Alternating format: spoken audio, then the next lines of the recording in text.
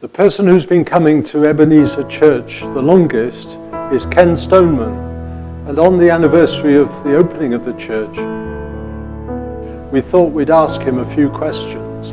Congratulations, Ken, on your 90th birthday 2 weeks ago. When did you and Molly move to Talbot Green? 1964. That's about 7 years after the building was opened. We've heard that Ted and Mary Dickerson ran a Sunday school before there was a church building. Where did that happen? It was held in the local recreation ground in a Nissan hut, which was used by the football team to change, and they had to clean it before they could use it on a Sunday for the Sunday school. In the end, I gather there were about 100. After a while, Ted started building the original church. Was he a builder then? As far as I know, he'd had no experience of building at all. He was actually a plumber. Where did the bricks for the building come from? From a demolished brewery. They had to be cleaned, and the students at Barry Bible College helped do this. And what about the floor? The floor was a dance floor. I don't remember where that came from. The heating was by 2 gas radiators and paraffin heaters. These were rather smelly and dangerous, so I installed some power points and we got some electric radiators. And there was the text painted on the wall above the pulpit, "Great is thy faithfulness." How did Ted raise the money to buy all the materials? He relied on gifts from people. People used to meet him in the street and give him some money, and when he was working on the building they gave him some. But somebody made a model boat and put ship halfpennies in this. Just shows you the value of currency in those days. You told me that there were old wooden pews as well, and that Molly had something to do with their replacement. Yes, well, the problem was that if we wanted to use the church, say for a Sunday school do or something, these had to be moved manually, and they were very heavy. Now, Molly had worked for a firm in Harrow who dealt with tubular steel furniture, and so she got a deal from them, and we replaced the pews with chairs. Did you and Molly start coming to Ebenezer when you moved to Talbot Green? No, not straight away. I went to a church in Lanharan for a while, but the trouble was they were all older people, and as my youngest was 2 at the time, this was not at all suitable. Anyway, another couple joined this church and told us about this church in Talbot Green that Ted had opened, so we came along to see how we got on there. When you joined, what services were there on Sundays? On a Sunday morning we had a communion service, and then a family service. Then in the afternoon there was a Sunday school and an evening service. And there was a hospital service too? Yes, what happened was Ted used to go up to the hospital on a Sunday afternoon. Molly went with him, and they had a little portable harmonium. She took a Sunday school class in the children's ward, whilst Ted walked around the wards inviting people to a service which he held afterwards. And then they came back to the church just in time to have a cup of tea and a piece of cake before the evening service. Can you remember a very early baptism at Ebenezer? Yes, his first convert was a lady called Lil Jones, and Lil Jones was the first to be baptised. Over time there were Covenanters, Mothers and Toddlers, Holiday Bible Club, family services and Sunday Alive. Numbers increased and the life of Ebenezer Church goes on. So we can say that it is still the case that God has been faithful in the life of the church. As the hymn says, "Great is your faithfulness, all we have needed, your hand has provided." thank you, Ken, for sharing your memories with us.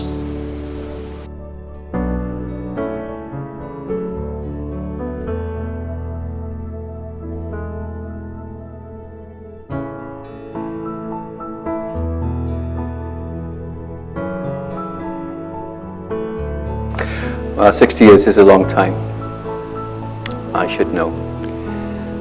And by a strange coincidence, it's almost exactly 30 years that I walked into Ebenezer for the first time with my wife Jackie and my 2 children at the time, Rachel and Bethan, or my only 2 children at the time. I can honestly say that it's been a really precious experience being part of the church here. I didn't know Ted very well. I heard him speak or share a number of times and spoke to him on a number of occasions. But by the time we joined the church, he had retired and he was living in Bournemouth, but he used to come back on a fairly regular basis. He used to remind us that over on the wall that used to be the back wall of the church, underneath the plaster were the words that he had written when the church was opened. Great is thy faithfulness. And he would often say, it may be covered up, but it's still there. And I think that is so significant because Ted went through a lot of difficulties and trials when he built the church here. I don't know how many people I've met in Talbot Green who have assured me that they were part of the workforce and they helped Ted in the building of the church over a couple of years, really. But through it all, he was able to take that verse from Lamentations that says, great is thy faithfulness. And not only was that a great verse for Ted, but 60 years later, 2018, we can still identify with those words that God is faithful. Part of his character, part of his nature, is that he doesn't change. And throughout these 60 years we've endured lots of trials and difficulties, lots of fun as well. It's been a wonderful experience, but through all of that we have known that God has been faithful. He's never deserted us. He's always been present. He's answered prayer.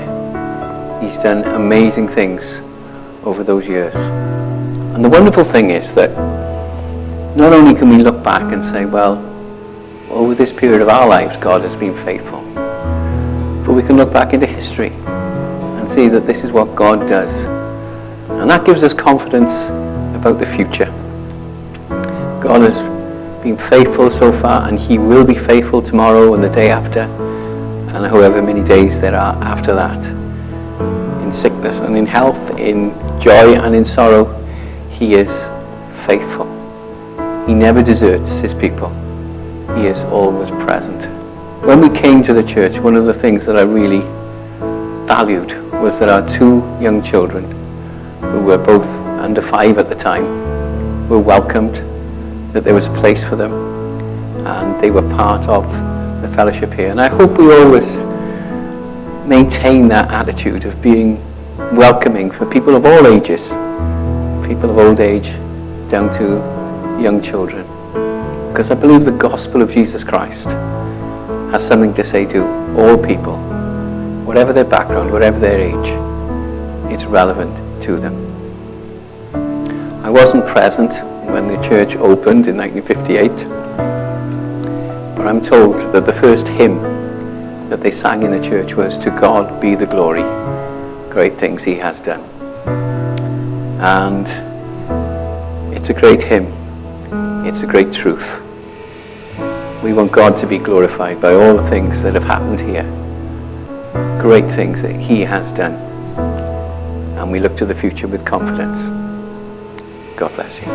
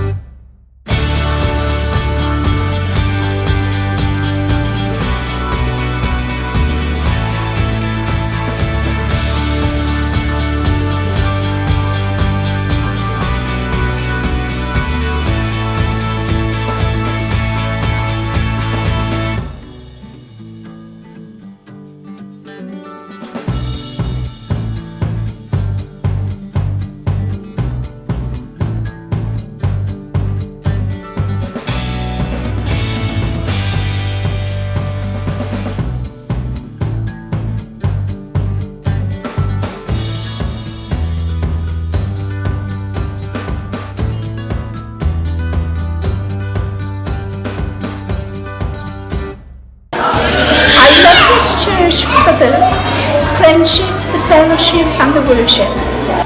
I like church because I can learn about God. What do you like, Elsie?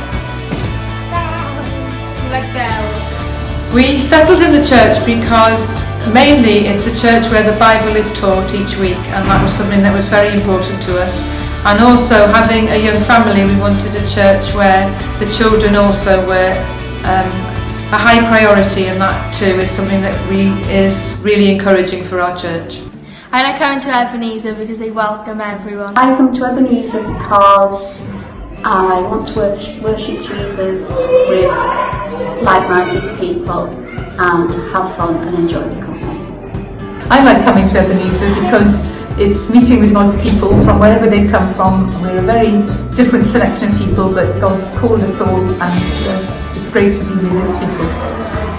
Okay, so I've been coming to Ebenezer with Stuart and my 3 boys for about 15 years now, and as soon as we walked through the doors we thought this is a lovely church, so we kept coming and we enjoy it for lots and lots of reasons, too many reasons to say really. I like Ebenezer because it helps the community. Well, I like coming to Ebenezer because you hear the gospel preached every Sunday without fail, and the people are so friendly, lovely fellowship, lovely food, lovely people, lovely everything. I like coming to Ebenezer because everybody is so friendly and everybody will answer the questions that you want to know, and I enjoy the tea and biscuits at 11 o'clock. The fellowship's good, the preacher's good, the pastor's good, everything's good. Just keep coming to Ebenezer.